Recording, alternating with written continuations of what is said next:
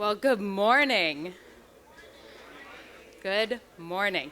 That may be the first time I've ever had to move a microphone up in my entire career. It is a beautiful day to be here. Thank you. I get to see so many familiar faces from different walks who have all supported University Hospital and this campus and Rutgers in different ways. So I am thrilled. It has been my absolute honor to be here. I am Dr. Caitlin Baston. I am the interim president and CEO of University Hospital. Thank you.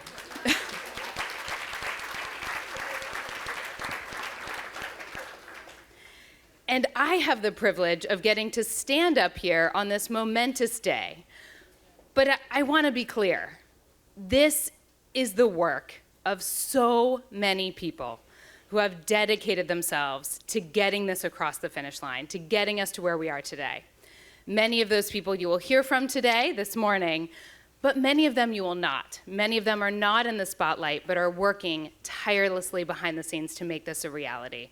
So let's just take a moment and honor those people and what brought us here today.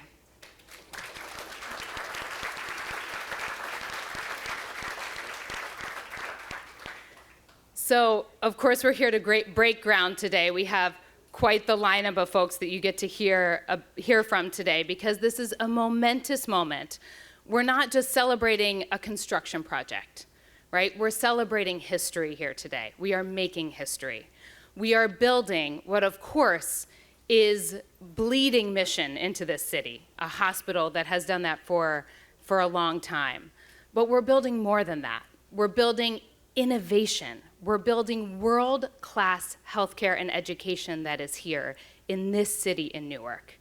So I want to say, for me personally, I've gotten to see University Hospital from multiple lenses. I got to see it as health commissioner. I got to see it on the inside as interim president and CEO. And from the moment I walked in that front door, I felt the mission. It is palpable from the people who show up and choose to work in that hospital every day.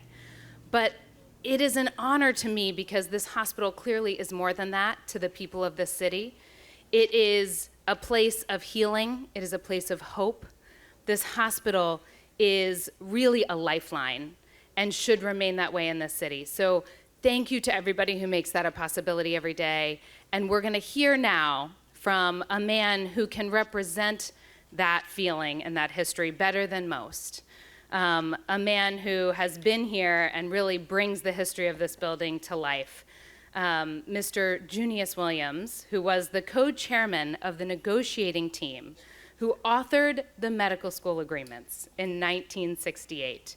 He is now the official Newark historian. He's been around for a minute, and he's going to set the tone.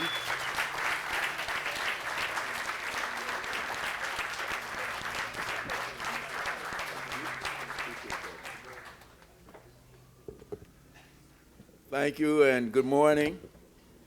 I'm glad I'm first. Y'all got a lot going up here now. You know what happens when you put a trial lawyer up in front of people, you gotta confine them some kind of way. That's why I wrote down a few things that I wanted to say. I'm not trying cases now, but I used to be, and once a trial lawyer, you always a trial lawyer. You like to stretch out and convince the jury of something. So, or if you're in church, you want to get an amen. So I'm not going to go for that today. Amen. So now you can start the clock. So she introduced me, and there were two important components. One, I was here when the medical school agreements were negotiated. I was co-chairman of that committee, and I'm also a historian, thanks to Mayor Raz Baraka. So I want to just start by recognizing some people whose names you don't hear that much about, because this group, not just me, was responsible for those agreements upon which and about which we operate today.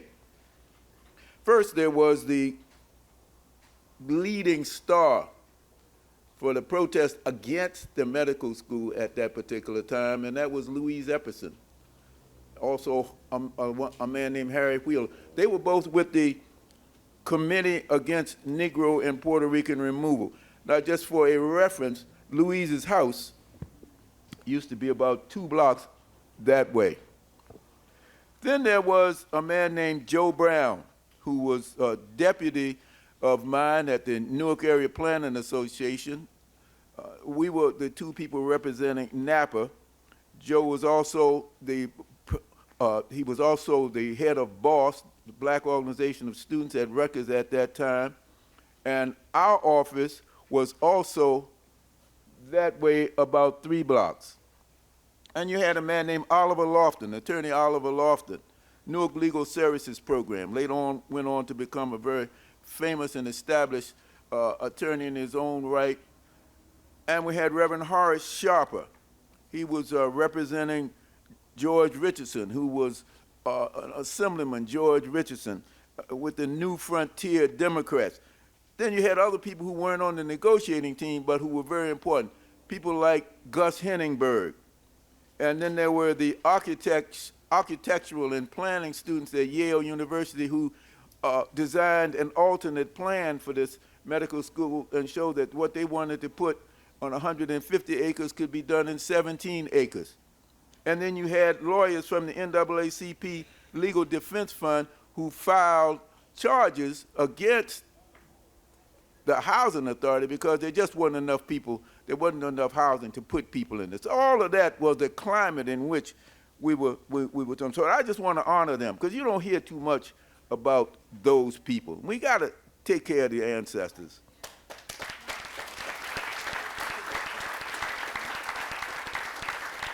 You see, this was a crucial time in Newark's history. Governor Hughes announced one day in the Star-Ledger, you're going to have a medical school in the city of Newark, and they need 150 acres of land. People in Newark said no. As a matter of fact, we said, hell no. There were demonstrations, takeovers, people went to jail. Eventually, there was a rebellion in 1967. You all know the history of that because that's been played all over and over and over again. And at that point, the governor said, well, maybe we should sit down and talk about this medical school plan. And we said, okay. So that's how we had that negotiating team. And I thought you might let, at this auspicious occasion, when we're going to talk about putting up a new building here, I thought you might want to hear a little bit about the history of some of the things that went on in that medical school agreement, because that's what we're being governed by still today. We said we wanted housing. 63 acres of vacant land, we said, from the Housing Authority, and we built 63 acres on that housing. If you just look across the street at Georgia King Village, that's one of the projects that went up. Down here, New Hope Village, that's one of the housing developments that went up. All total, there were about 900 units of moderate and low-income housing, heavily subsidized by the federal government. You don't have that kind of subsidy anymore. So we succeeded. We said we wanted jobs. We want jobs. If you want to build a medical school, and I'm not going to tell you the formula because it'll take too long, but we want to have a whole lot of black folks and Latino folks up here building on that project. Latino on that particular point, we didn't even say Latino because it was Puerto Rican, because that's who the majority of the Latinos were at that particular time. So we wanted black and Puerto Rican workers. They said, well, we don't have it. So we said, you got to train them. So we had a group called the Newark Construction Trades Training Program set up specifically to train young men to work on this project. I say young men, ashamedly, because we didn't think about women at that time. But those young people got jobs here. 600 people came through that whole program. And a lot of them worked right here on this medical school as their first project, and then spanned all over the region with other jobs based on that. Some of them got into the unions, some of them did not. That was another fight. And we said we wanted to have black and Puerto Rican people to come and learn medicine and dentistry at the medical school. We said we just don't want white folks getting those particular positions. And so as a result, and I checked very recently, the medical school in Newark is ranked number 3 in terms of I want to get this exactly right, in terms of the number of black students who attend medical school in the larger integrated schools in America. That's number 3. Of course, you got Howard and Meharry, but I'm talking about in the integrated, this medical school is producing more than most other medical schools in America. And you ought to give yourself a hand for that.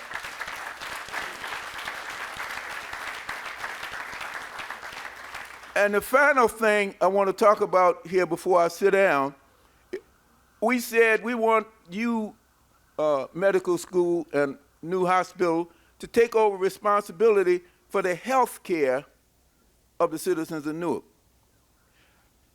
Another reference, over here was something called Martland Medical Center. People call it Martland Meat Market. I don't have to explain anymore what that community designation meant. And I will say that the university lived up to that agreement by taking over the responsibility for the major health provider in the city of Newark, and the quality of health care has increased and improved tremendously.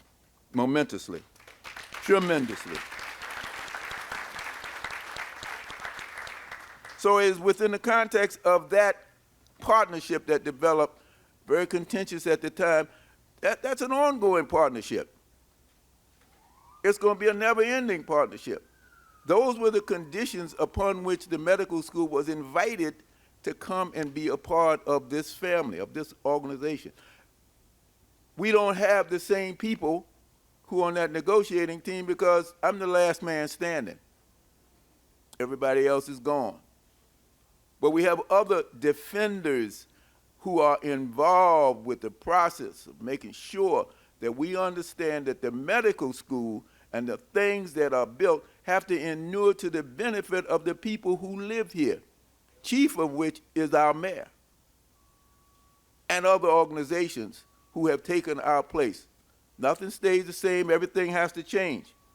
This is an economic hub.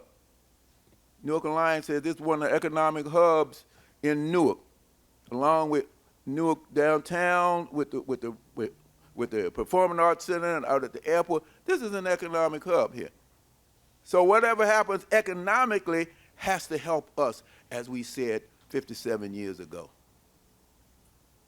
The other aspect of it, and perhaps the most important aspect, is that we recognize the changing dynamics of healthcare maintenance in this country today, especially for poor people. We need to strengthen the coalition of city, medical school, and state to come together to take care and to continue to come together and maybe assume a larger proportion of responsibility to take care of the health of the people in Newark, many of whom are poor. With all that said, I'm proud to be here representing that negotiating team. On behalf of that negotiating team and the folks who are up here in heaven somewhere looking down upon us, I welcome this new building as part of the next round of buildings that will help carry on the mandate of the medical school agreements to redound to the economic and health benefit of the people of Newark. Thank you for having me.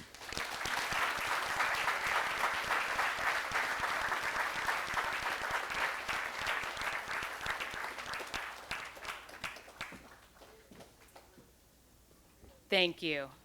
That is what it looks like to honor the history and keep our promise as we're building the future. Couldn't have said it better. It says that on the board. We see that in these buildings, in the buildings that went up in 1969, where Dean Johnson went to medical school, that we had promised were temporary. They are finally down. They are temporary, and now we have big things going up. And none of this would be possible without the support that we need from the state, without the support that's here from these people. And so now I'd like to kick off this next part of the morning with the man who actually needs no introduction, the man who spent the last 8 years making New Jersey the best place to live and raise a family, the best boss I ever had, and most importantly, just a genuinely good human being. Governor Murphy, will you please come up?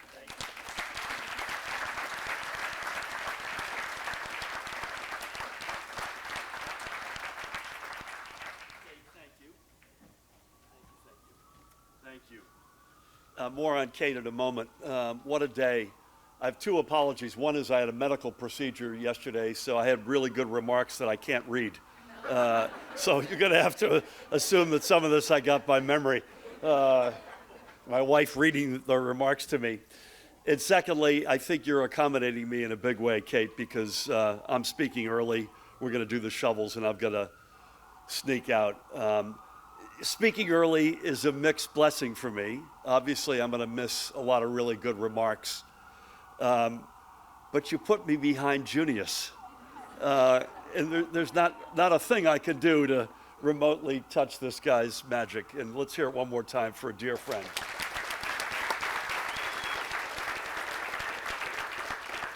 And by the way, that was a really powerful and vitally important history lesson, because we can never forget the history that underpinned the Newark Accords of, as you mentioned, 57 years ago.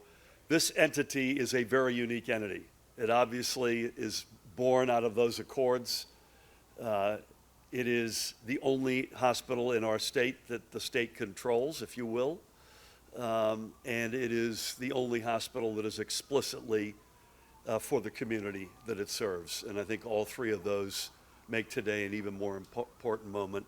This must be important because I can see enough to, with my bad eye, that there is an incredible lineup of people here today. So, Kate, I want to begin with you. Kate was minding her own business, migrating as our Commissioner of Health into the private sector. And we said, oh, by the way, do you mind coming up and being the interim CEO at University Hospital for some number of months? And you've done an extraordinary job. Thank you.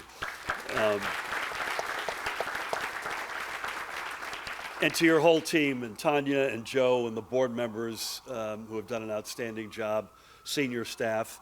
We also are blessed with the presence of Carol Johnson, who will become the next Chief Executive Officer at the end of this month. Carol is another former commissioner in our cabinet. And Carol, we welcome you back and wish you nothing but the very best at UH. To Team Rutgers, first time I've been in Newark with Rutgers' new Rockin' President, Bill Tate. Bill, it's great to be with you. I said I'll start our day with you and I will end it with you over dinner tonight. But Bill comes from Louisiana State University. He started at Rutgers on July 1st, and he's off to an extraordinary start. So to Bill and Brian Strom and the rest of Team Rutgers, huge thanks to you all. And to the incredible cavalcade of elected officials. Clearly, Mayor Baraka, County Executive Joe D., Chairman Leroy Jones, not one but two members of Congress, LaMonica and Rob, deep thanks. Legislators all over the place, Majority Leader Teresa Ruiz, both sides of the aisle, Nancy, Ileana, happy birthday to you, by the way. No secret that it's your birthday. To the members of council, to Phil, to the whole lineup here, this is a pretty darn impressive gathering. I will, other than saying thanks and being honored to be here, this is a game-changing institution. You've all heard from Junius the roots, the history, the importance, the heft that this entity has in the city of Newark. Today is also about enormous opportunity, an enormous future for this institution. It will finally get the physical bones that it deserves, that its doctors, its nurses, senior staff, other healthcare folks, a lot of big unions represented at University Hospital. Let's hear it for our brothers and sisters in labor as well. But the promise that these healthcare professionals have kept alive for decades will finally be matched by a physical plant that meets the moment. And for that, the extent to which the state played a small role, I'm honored to be a part of this, and I cannot wait to see what University Hospital looks like in the future, both its physical plant and physical infrastructure, but most importantly, its care for this extraordinary community, one of the great communities on the planet, the Brick City, Newark, New Jersey. Thank you.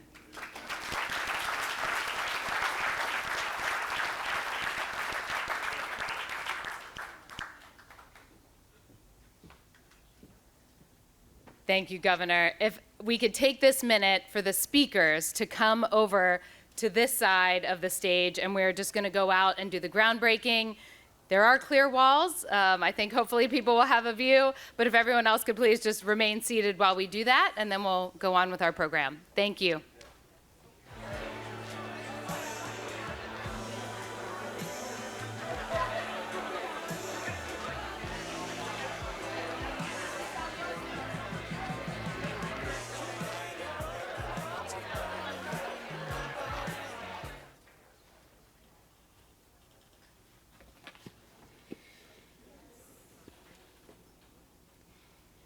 First, it's an honor to be here.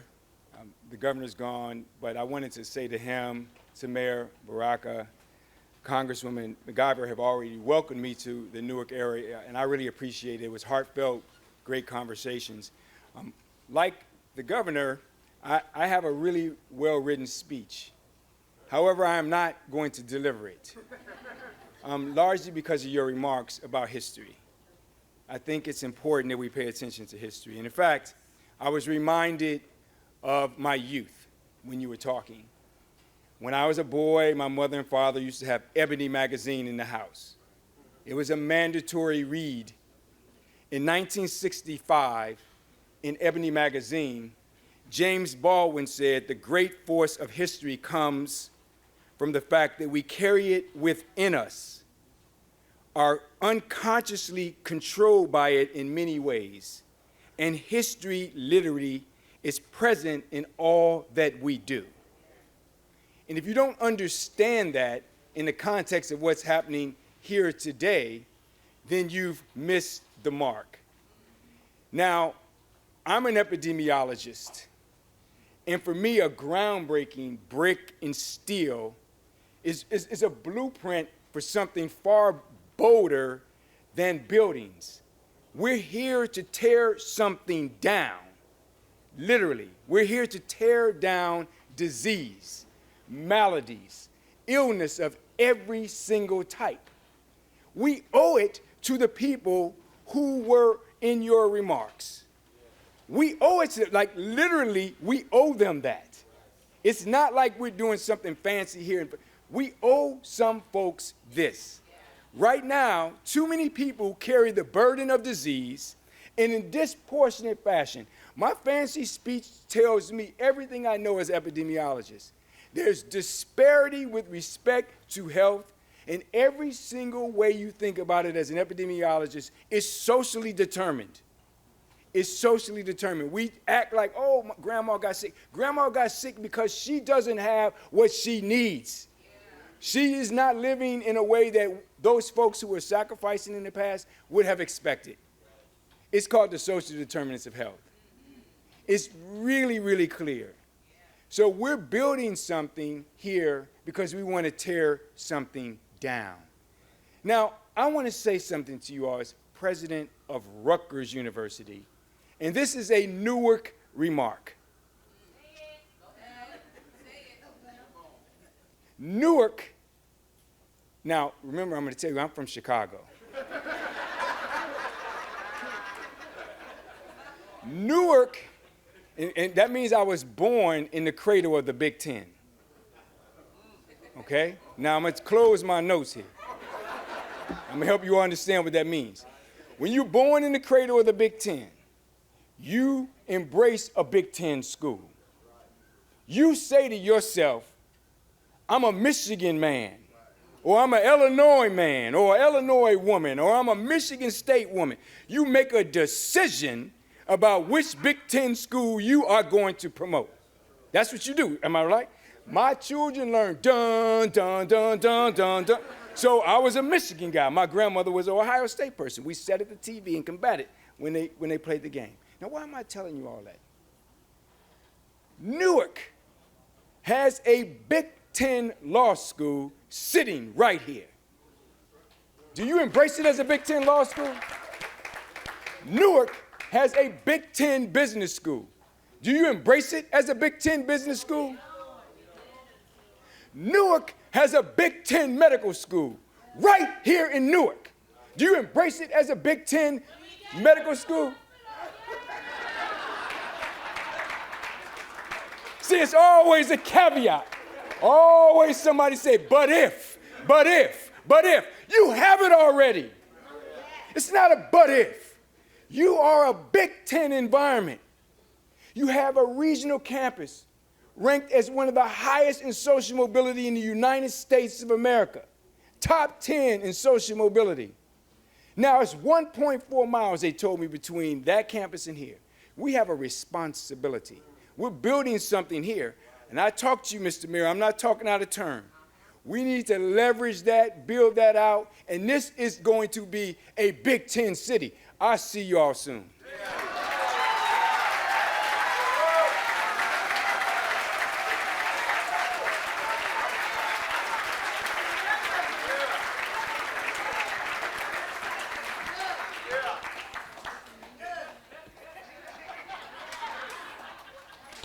I think we can all go home now. That was amazing. That is the inspiration we needed today. Thank you. Thank you. And with that, you know, I'm coming in, I was holding it down for a little bit. That really speaks to the future, what we have and what we need to be looking forward to. And you have the most incredible woman who is going to drive you into that future, who is here today. Carol Johnson has partnered with me for years. I got to work with her when she was head of human services. I saw her in the federal government. We sat on meetings together, we collaborated. And I will tell you, the first time I met this woman, she is just so brilliant. And she walked into a meeting with me, pen to paper, tell me what we need to do, right? We will figure this out. And didn't miss a beat at listening and responding and getting it done. And it was from that moment that I knew she was a partner I wanted to have long term. And I have trusted her ever since to get it done. You could not be in better hands. Let me hand it over to the incoming president and CEO, Carol Johnson.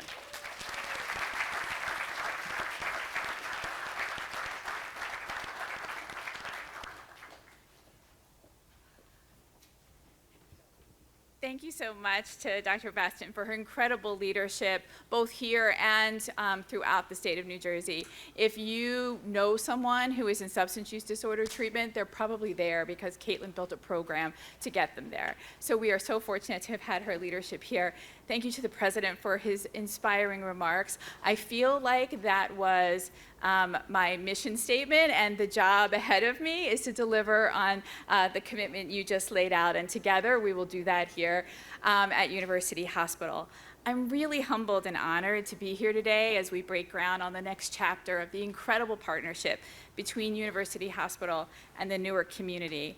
And I'm just so grateful to join the incredible University Hospital team of the doctors and nurses and social workers and the people who support them in delivering high quality care to the Newark community. I want to thank Governor Murphy and Senator Ruiz and Assemblywoman Pinto-Marin and Assemblywoman Munoz and the County Executive Joe D and Chairman Jones and Mayor Baraka, who's been such a champion for Newark and helped make today possible, the City Council and Congresswoman MacIver and all who have come together to make today possible and to ensure that the future of University Hospital by investing not just in the buildings but in the people who make University Hospital happen 24 hours a day, 7 days a week, and the families of Newark who depend upon the care that they deliver.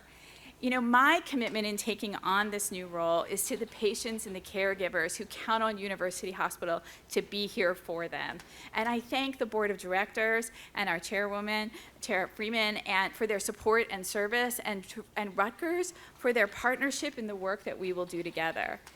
And I really look forward to working with each of you who are gathered here today, who have done so much to make this day possible to improve and strengthen healthcare in the New York community.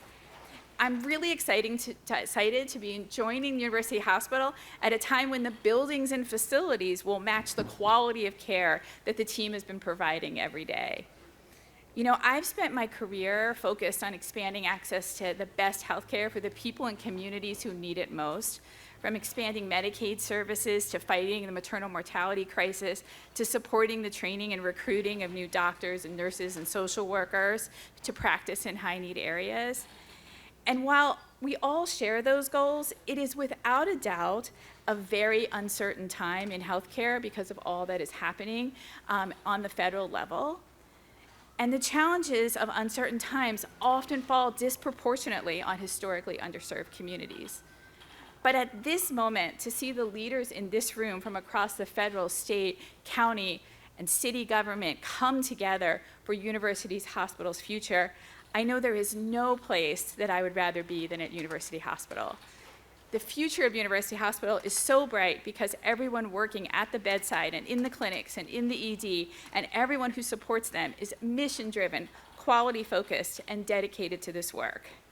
So if you don't already get your care at UH, I hope that you'll come see us when you need us. And thank you to the Newark community and the University Hospital staff for welcoming me. I really look forward to all the work that we will do together going forward to deliver on this exciting day and the commitment we're making together, meeting this historic milestone. Thanks, everyone.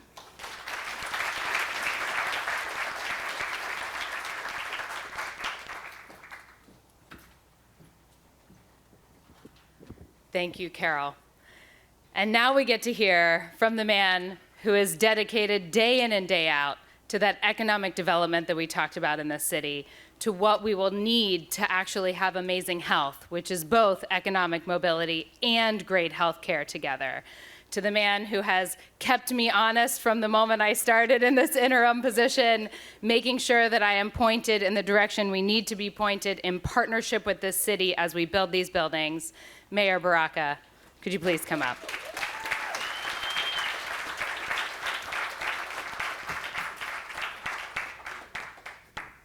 I almost tripped. I might need to go to the hospital after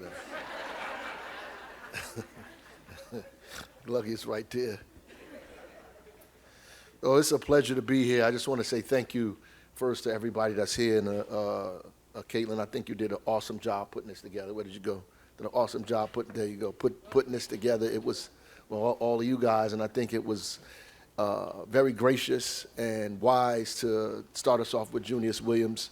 That was very, very, very important. I have not been to a ribbon cutting where we start off with the history of how we got here, and it's incredibly important that you did that. And there are a lot of people that were not here that would be incredibly thankful that in fact happened. He laid it out perfectly, so we don't need to go into it anymore. There are a lot of folks, in this community and in my household that talked about the Newark Accords, as we called it, all of the time. Anything that happened at this hospital, the word Newark Accords always came up. And so I'm grateful, that happened. It was like pouring libations before we begin the program, so I deeply appreciate that.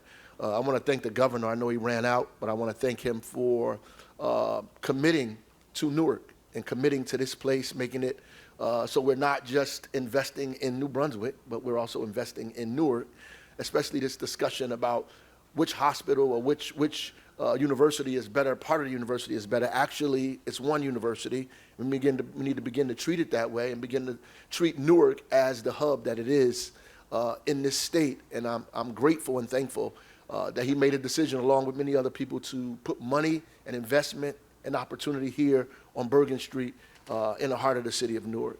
He said something that's really important. We do have a hell of a team here in Newark. Our office, our assembly folks, our Congress people, that work for us, Senator Ruiz, county executive, the chairman. We all work together to make sure that people don't overlook or forget the fact that Newark is the state's largest city.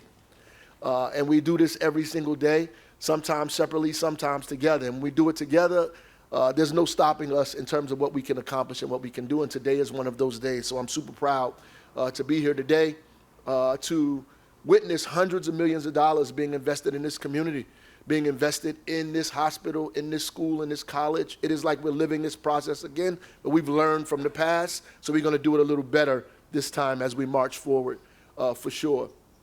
I want to thank the President, President Tate, those remarks, and I'm going to tell you, those remarks are important because it's the first time I heard a president of the university start with talking about Newark. And that's important to me. It's actually emotional because at the end of the day, like all of the things that we go through in this town and all of the resources that we have, it would almost be a no-brainer that people would come and say, we should be in Newark, we should be working in Newark, we should be investing in Newark. Newark is the economic hub, X, Y, and Z, but people don't see it that way, right? And there's a whole bunch of reasons why I think people don't see it that way. But to have you say and point out the law school, the medical school, the business school here in the city of Newark reminds everybody here today where Newark is, where we've come from, the assets that we have, and that it would be a damn mistake if we continue to not invest in this community. So I appreciate that. And listening to you, and I know we have a great chancellor here in Newark that we just got, that I'm sure that both of you together and what's going on at the medical school, I loved Strom and Johnson. Those are my guys over there. So at the end of the day, we fight a lot of times, but we together. but I love them. But all of us together can make this the real eds and meds that it's supposed to be here in the city of Newark, right? We are naturally eds and meds. And if we really leaned into that, Bergen Street would look completely different, right? University Avenue would look completely different. Broad on the lower end by the South Broad would look completely different. It's growing, but it would look completely different. It would be faster. All of this would be completely different. And all you have to do is give people permission, and that's what you did today.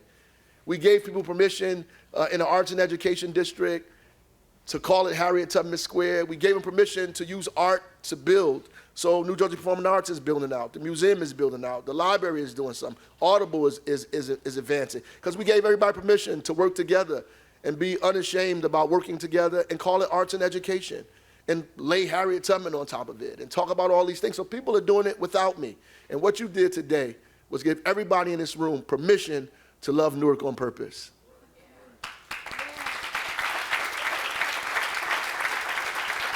So thank you for that.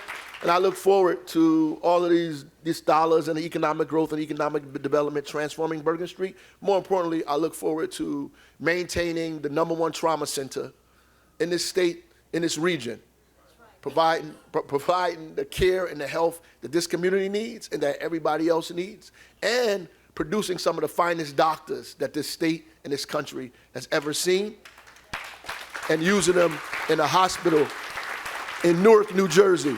God bless y'all.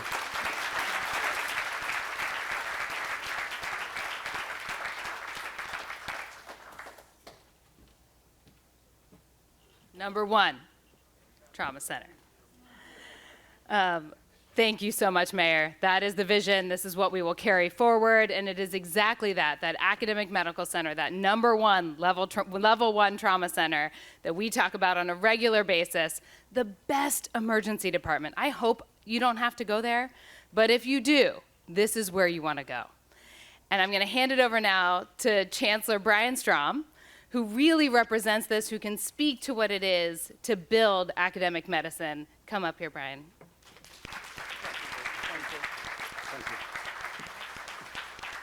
And as always, I have to bring the microphone down. So good morning, if it's still morning, I didn't notice. And thank you all for being here at this historic beginning. We're honored to be joined by our partners in government whose leadership makes progress like this possible.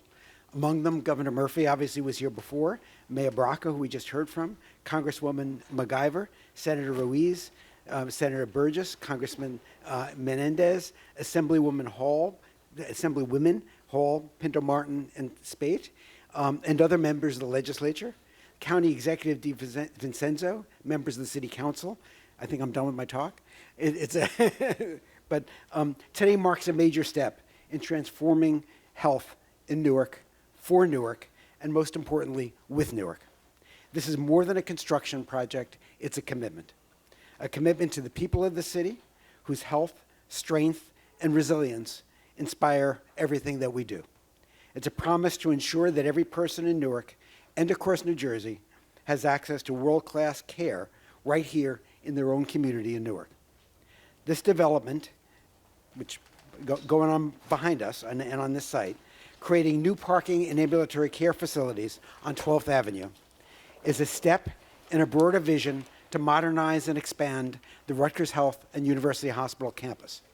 It will allow us to relocate essential services from outdated facilities and clear the way for a new state-of-the-art patient tower at University Hospital.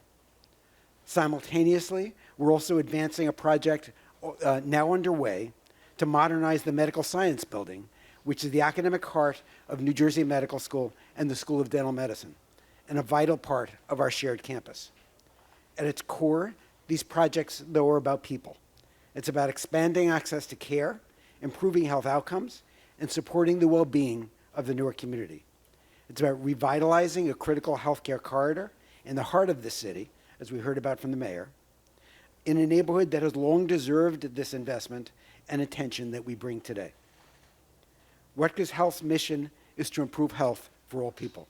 That mission is reflected here in a community-centered redevelopment shaped by local voices, guided by local needs, and grounded in partnership. We're doing this together with the state of New Jersey, University Hospital, New Jersey Economic Development Authority, and the community leaders, legislators, and residents of Newark, all of whom share our belief that cutting-edge academic care and innovation belong to everyone. But I want to emphasize that together part, because the best breakthroughs emerge when the silos disappear and disciplines and communities converge. So today, as we turn the soil on the site, or actually we did turn the soil on the site, we're also taking a major step in Newark's story, the story that we heard about so well before, toward an even healthier, more equitable future led by and for its people. Thank you for being our partners on this journey. I want especially to thank our colleagues at University Hospital, including Carol Johnson and Caitlin Baston, President Tate, and the Rutgers leadership, our dedicated partners at IP&O doing the construction, and the event staff at University Hospital and the Rutgers Foundation event staff who put all this together. And thank you most of all for believing, as we do, that the future of health starts right here in Newark. Thank you.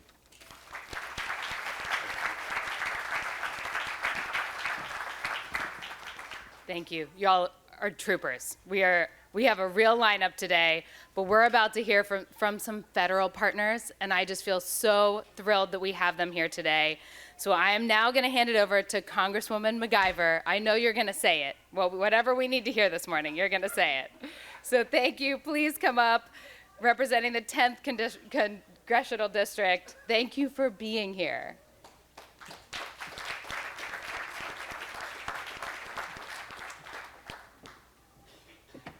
Good morning, everyone. Oh, no. Good morning, everyone. I know we've been sitting for a while, and it's been quite a few speakers, but definitely it is an exciting time to be here. Look, when I walked through the door, first of all, I want to say hi to all my elected officials. Make sure protocol is established. I do definitely want to thank our historian, Newark's historian, Mr. Williams, for his remarks. I too agree that it is very important to describe the history and teach people, because a lot of folks just think we arrived here just for today and literally do not know the history. So thank you, Mr. Williams, for that. To my mayor, to our county exec, to my great partner, who I say is from Newark now, Rob Menendez. Yes, I said it. He's from Newark. He's been here quite often with me, and so it's grateful to be here with him today. When I walked through the door as the Central Ward Councilwoman in 2018 here in the city, I literally began a partnership with the hospital, and many folks here who've been here since that time, they know. When I show up, I'm showing up as a public servant, and since the day I showed up in 2018, I've showed up here to make sure that promises made are promises kept. And today, as the Congresswoman, nothing has changed about that. So folks who are new here, I'm Congresswoman LaMonica McIver, and whatever you promise this community, this side of New Jersey, I'm gonna make sure that you're delivering on it. And we're gonna continue that same partnership, that same spirit that we had since I came as the Central Ward Councilwoman. It's such a pivotal moment to be standing here today as we break ground on this amazing project, and in addition to Bergen Street and to this community, because around this nation, hospitals have announced that they're closing. That's the elephant in the room. Okay, and I'm sorry I have to be the one to say it, but I'm really not sorry. There are hospitals that are closing. There are federally qualified health centers where people go to get their main health care that are, not knowing that they're gonna be open in the next couple of months. Those are things that me and Rob have to deal with each and every day, because it is a true moment that we're seeing right now in our country. In another year, there are gonna be millions of people without health care, possibly. Not being able to get health care, not having Medicaid, people who are seeing their premiums go up as we speak right now and enjoy our cookie, enjoy our coffee. There are people who got a letter who said their premiums have doubled 100%. That's the reality of what we're dealing with right now. And so this hospital, this institution, this moment that we're here for today is extremely important, because we have to continue the service for the people in our community. We have to. And so I'm glad to be here. Even though I said that truth, I know when somebody's like, she don't play, I gotta let y'all know what is happening right now at the federal level and what we're dealing with. But we're excited about this growth. I'm excited where we're going. I have been talking about this new hospital since 2018. How do we get there? Meeting, talking with community members, many folks in here, council members, participating in that, because we've been waiting to get here to this moment. So, as the mayor always says, he didn't say it today and I was shocked, but I'll say it for him. I love groundbreakings. I do. The pictures are cute, but I can't wait for the ribbon cutting.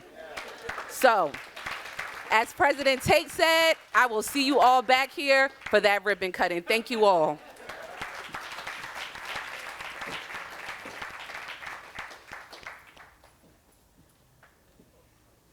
So for our next federal partner, I first met Congressman Rob Menendez at a FQHC health fair. He was here in the city of Newark celebrating FQHCs, making sure healthcare stays open. Congressman Menendez, come on up.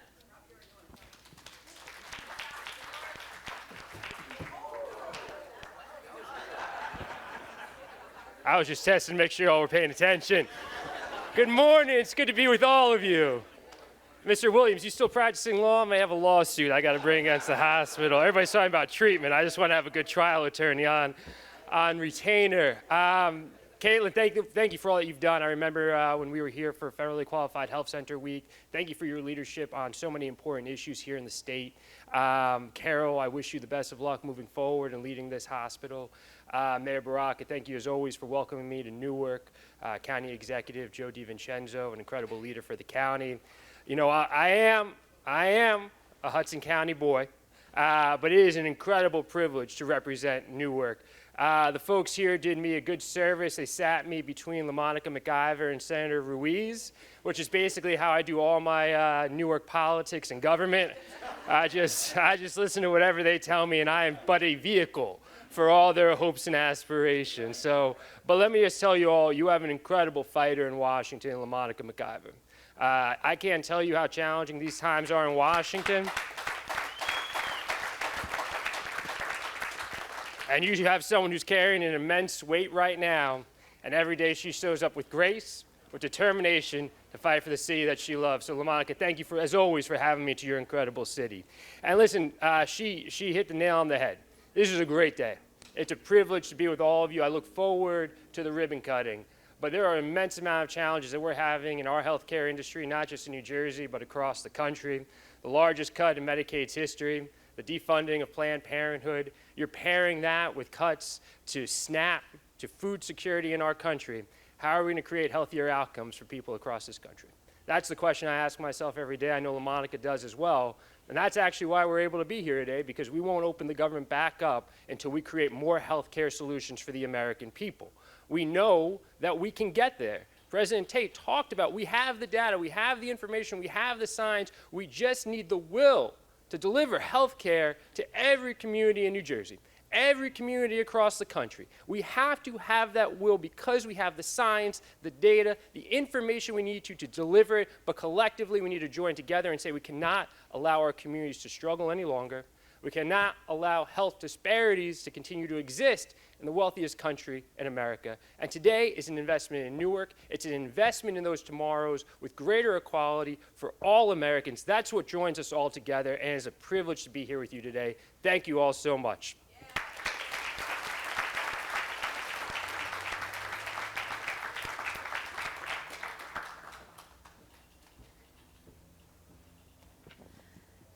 Now, I'm going to take a minute before this next introduction, because there is not a doubt in my mind, and I'm sure many of you, that there is no way we would be here today without this next woman. Senate Majority Leader Teresa Ruiz fights to the ends of the earth for this hospital and for this campus. She really is a fierce leader for everything she believes in. And I'm lucky that I also believe in most of the things she believes in, and it feels wonderful to get to hear her stand up for those things. And we are so lucky that University Hospital is one of those things. And the people of Newark are so lucky that this is one of those things. This woman has brought this to life. She has consistently fought for funding so we can keep doing this work. She is a partner to me and is a partner to us all every day. Senate Majority Leader, thank you for making this happen. Please come up.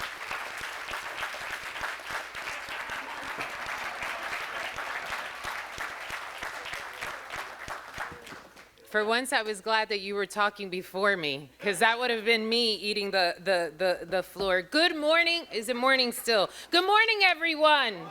Welcome to the greatest city in the Garden State, if not in this country. And so what I want to tell you is that nearly 19 years ago, on a Thursday like today, weather precisely not the same, on October 21st, my father was deceased right here. He was struck by a car less than 10 feet away from home on his daily routine to go to the bodega and get bread. And there was no doubt in my mind in that moment when he was on the floor of where I would want to take him to see if he would be able to survive. Not one moment crossed my mind. We were coming to University Hospital because if someone with the help of God was going to save him, it would be the hands in this emergency room.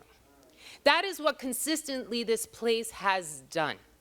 It is the place that when one of our officers is struck, they come into this facility to seek care. It is a place when there is a catastrophic moment, even if it happens across the river, this is the place that opens its door. It is ground zero for healthcare. Except that consistently, despite the agreements and the promise, because it's time to speak truth, this has always been a secondary facility.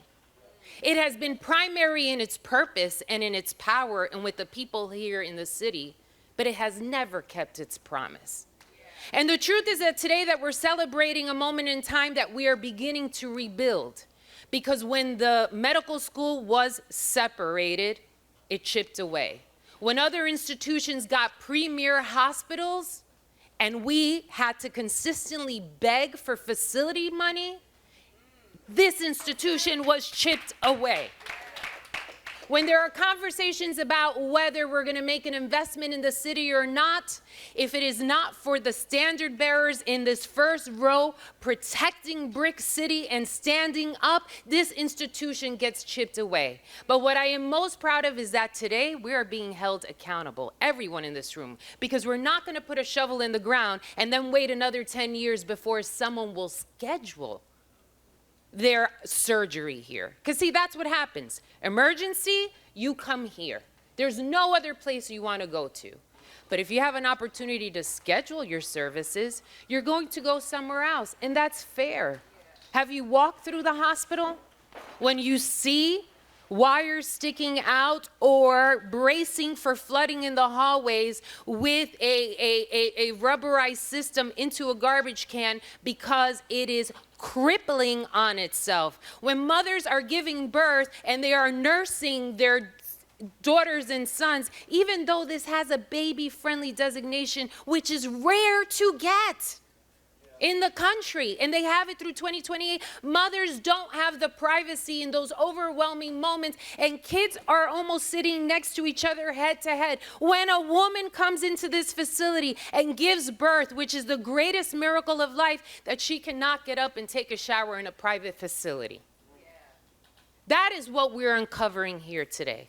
A broken promise, a commitment to the future, a supporting identity. And I have to tell you, President Tate, you have filled my soul in a way that it has been far too long for us to have heard those words coming from the institution that has always been focused in Middlesex and New Brunswick.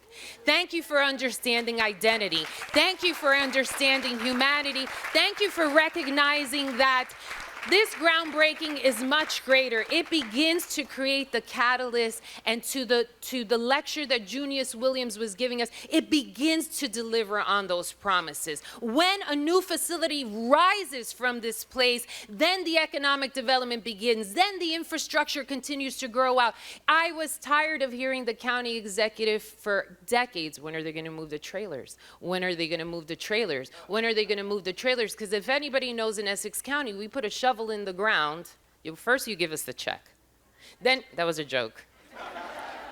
Then you put the shovel in the ground, and 2 weeks later the facility is open, because infrastructure, government, communities, and universities can work when there's a willingness to be supportive and to make those efforts come to reality.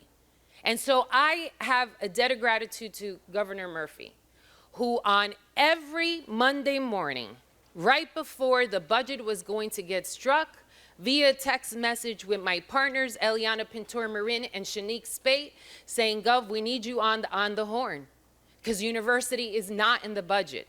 We need facilities money, whether it's just squirreling away a couple of $1 million so that we can continue to grow the institution and continue on this blueprint until we actually see this medical center that will make this the premier education, learning, hospital environment with new buildings, with new offices and medical spaces. He always said presente, and he always delivered. But that didn't come easily. It came with begging, it came with prodding, it came with making sure that we reminded individuals that you have 3 women in the city who represent this place who may not have been here when the promises were struck, but will be here when the promise is kept. And we will not stop fighting until that is delivered. And so to all of the people who work here, to all of the women and the men who have nursed individuals back to life, who have given life, to the people who are here, when we're in here, Mayor, sometimes giving bad news to family members of individuals who served in public service, that we can be standing in a place that is respectful and filled with dignity, instead of being in hallways overwhelmed with lack of consumption of space. Today, this promise begins to show the reality of where we're moving. And of course, that does not happen alone. To the board president, to the members of the board, to the council, to EDA that has been critically instrumental in getting the shovel in the ground and moving forward, to Rutgers University for their partnership and their new belief in identity, and to my amazing partners, Eliana Pintor-Marin and Shanique Spate. Come up here. Thank you for always being ride or die for the city of Newark, for supporting infrastructure, for making those investments. And Mary, I would just tell you, if we could get the project just done fast, because I want to say I can't leave office until the project is done, but if we keep in the same trajectory from the agreements until a new facility, I might be way too old then. But thank you, everybody. May the faith that guards your house and keep you in these hardest of times also show that there is light always the next day. And today, this phoenix is rising from a space that was torn down to a promise that was broken, but to a future that will be filled with commitment.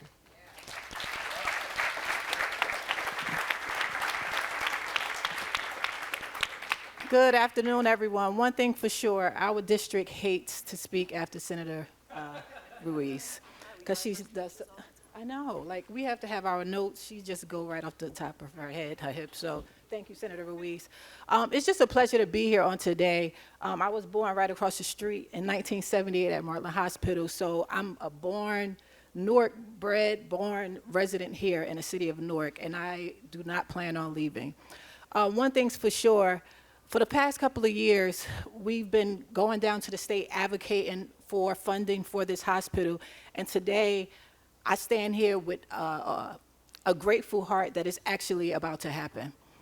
Over the last couple of years, each week we would meet, each year we would meet, and I'm like, okay, we're meeting, is this really gonna happen? But today, I actually have hope. Hope for my children, hope for your children, and hope for the future of this city.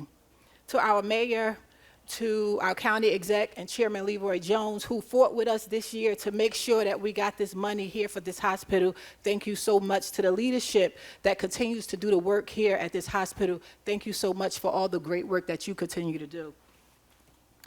And today I stand beside my district mates, who are the strongest women here in the state of New Jersey, who fought for this hospital, who continues to fight for this hospital. This is just one start, right? We will continue to keep moving, to keep bringing money back to this hospital. Today, groundbreaking is not just about constructing new buildings. It's about rebuilding trust and restoring pride, and also reaffirming promise.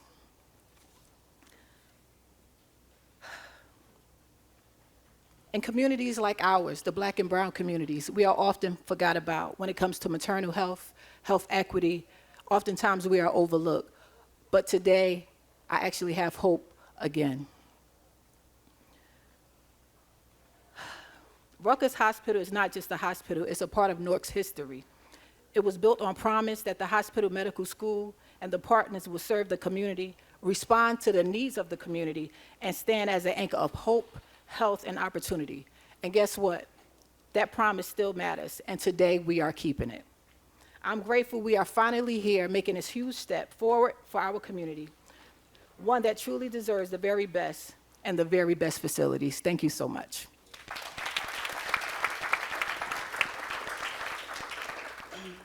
Good morning, everyone. It's nice to see everyone today. And it's really nice to see a lot of partners in the room that throughout the last couple of years have worked with us, whether it's EDA, Mary and Tim, whether it's the front office, which the governor was here. Carol, I know that you're going to be a newcomer, and we're very excited to get you up and running and started. I mean, no pressure, but ASAP. And Mayor, you yourself also have advocated for what's right for not only this hospital, but for some of the things that were going on here. So we appreciate that. Obviously, Shanique brought up the chairman's name, and Joe D., the county executive, because he also understands the importance of making this hospital work. So Teresa, you mentioned that, you know, every Monday we would start off with a text with the governor. I don't know if we annoyed him to the point that he just gave up. But I think what everyone needs to understand here is that as budget chair, you get to look at where some of the money is going and what it is. I don't hate that money is going, whether it's South Jersey or it's to Middlesex or whatever it is. But what I do hate is that that there hasn't been equity in the treatment of this hospital.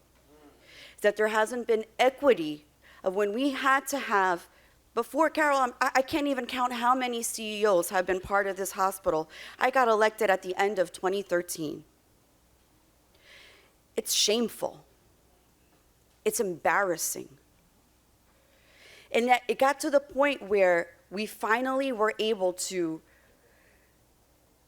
I would say, with the courage, but also knowing what we had in the bank, be able to just little by little throughout the last couple of years chip and chip and chip. And this final year, we knew it was going to be important, and we asked the governor, please, we just need one call with you. And he said, absolutely. We got on the call. We told him what we needed. We told him the amount of money. I'm not sure if he passed out because there was silence on the call. But I think he understood the importance of what we were talking about. I think he understood that he knew that before he left, this was going to be an opportunity for him to really, really make a statement and to say, Newark, we care about you. University Hospital, we don't want to keep putting up Band-Aids. So he fulfilled his promise. But now there's a lot more that goes into this. President Tate, you said that we're part of the Big Ten. I'm going to be honest with you. I live on the other side of Newark. People don't think of Rutgers Newark as part of the Big Ten. People don't think or know the progress and what happens in this hospital and what happens at this medical school. Can't just be a certain amount of advocates consistently fighting for it. We're so proud of the words that you said up here because it has given us more hope than we've ever had before. We will be a partner with you. We want to work with you because President Tate, you're going to find out and you're going to get to see for yourself that what happens here in the city of Newark triumphs everything else. That the miracles that happen in this hospital, in that trauma room, and with the doctors and the residents that we have here, outpaces anywhere else. Because you come here on a Saturday night, or on a Friday, or maybe on a Monday morning, and you just sit there and you see things that you never thought you would see before. But the outcomes that come out of the hospital afterwards is like no other. So thank you for what you said. Thank you, everyone, for making this possible. And I hate to say it, but whoever the next governor is, I'm not going to say her name, but she is already going to know the work that is going to be before her to make sure that University Hospital consistently gets what they deserve and that it's equitable. Thank you. Oh, I'll say it. I don't know, Assemblywoman are you still here? I just wanted to make mention, Nancy's husband, Dr. Munoz, who countless lives, saved my brother-in-law here. Just thank you for a member of the Assembly Republican Party, but a person who's always been committed here because she saw firsthand what happened in the emergency room. Thank you for celebrating Newark today.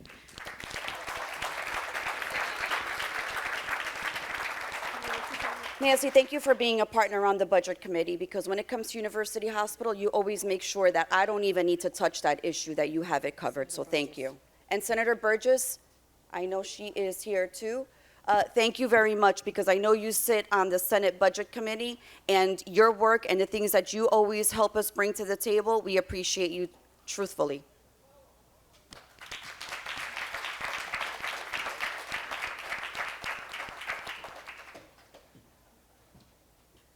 And to be here on your birthday. Thank you.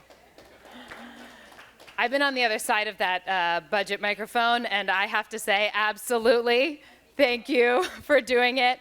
Thank you for being hard and strong when we need you to be. That is honestly what it is, and it's a partnership, and I'm so thankful for that every day. So I know, we're about to hear from the county executive. Again, it's the powerhouse that is the people that are representing this county that are really fighting for this every day that makes this possible. Joe D.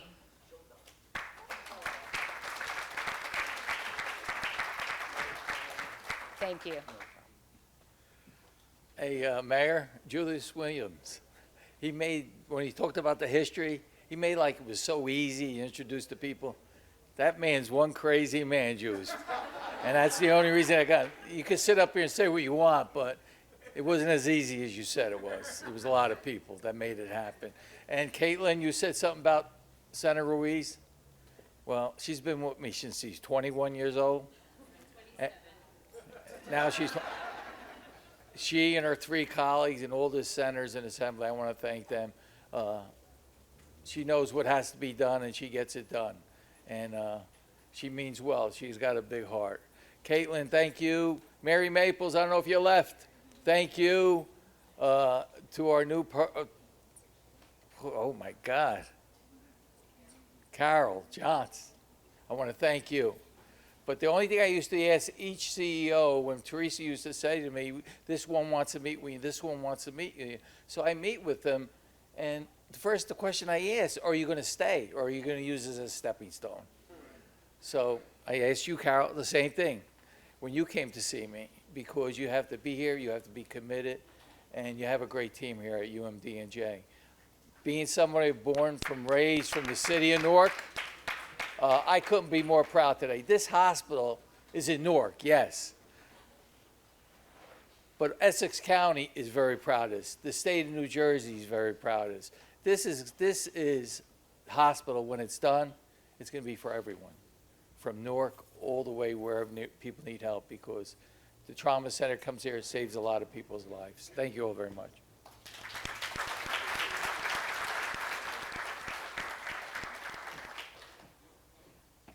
Okay, y'all. The last two speakers are going to close us out with some inspiration that we all need to leave for the day. I have been so excited to introduce this next woman. I walked into her office. She's not much for public speaking, but can I tell you, she should be, because she is wonderful at it.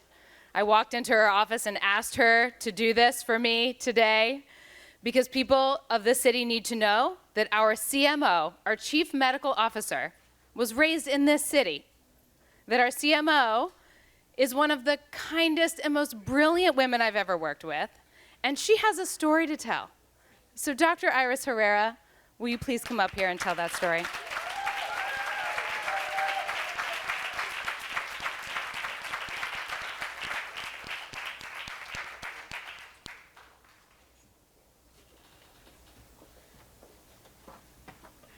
Good morning, distinguished leaders, esteemed colleagues, community partners, ladies and gentlemen.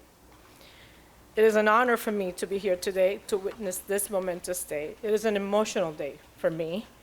I am so happy for this community, which I hold so close to my heart, and where, despite the environment, I formed so many happy childhood memories. I arrived in Newark with my mother on August 13, 1967, less than a month after the Newark riots. One of those memories is of my mom holding my hand while walking down Norfolk Street and seeing the big sign depicting the future campus of UMDNJ.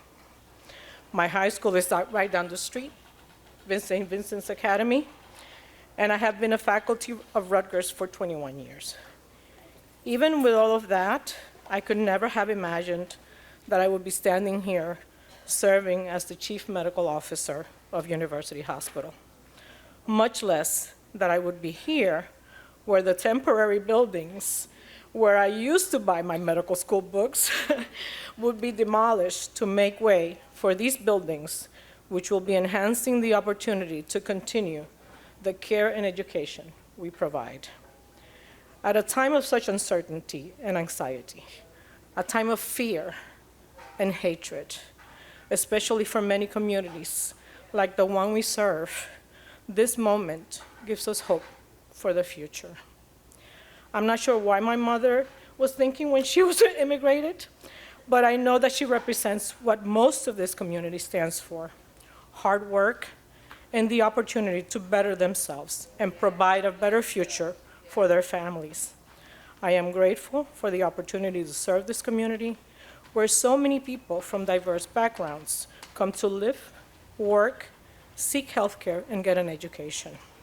Here is to UH and Rutgers for their vision of Newark and for their vision and mission, and let this be the start to many more improvements that will benefit the city of Newark and its surrounding neighborhoods, consolidating the legacy of the provision of excellent, equitable healthcare and the opportunity of higher education to provide a more hopeful future for our families and their families for years to come. Thank you.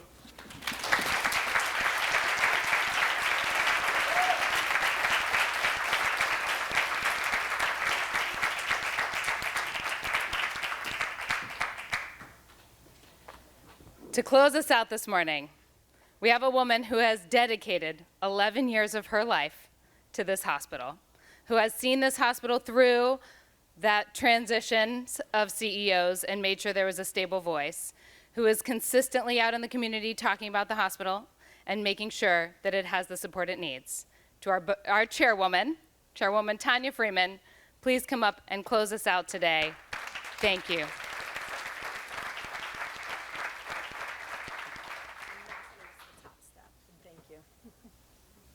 So, in someone's infinite wisdom, we started out with history from a lawyer and someone who is our historian, who told us where we started.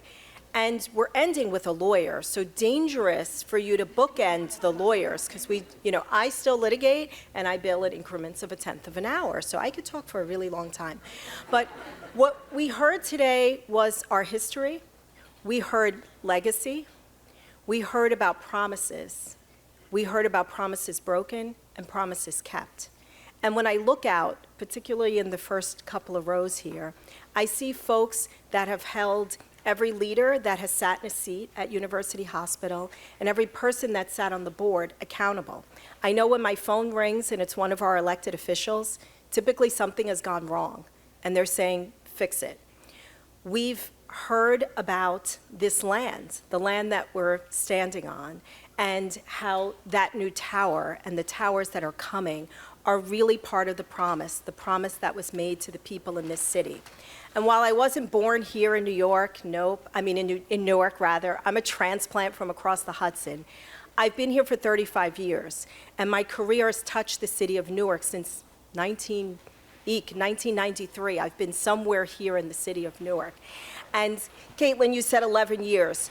People don't serve on boards for 11 years. All of my board members, we serve our time. We serve because we love the hospital, because we love this community. We are certainly not paid for our service, but we're paid in our hearts, because I believe in this city. I believe in the people that live in the city.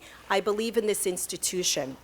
And so today is a beautiful day, and as chair of the board, I couldn't be more optimistic about the future that University Hospital is going to bring. Our partnership with Rutgers, Dr. Strom and I joke, he calls it the integration and I call it the separation, but our commitment to be together, our commitment to serve this community so that mothers that look like me, when they deliver their babies in this institution, they'll have a facility that matches the care. We're delivering excellent care and the infrastructure has been crumbling.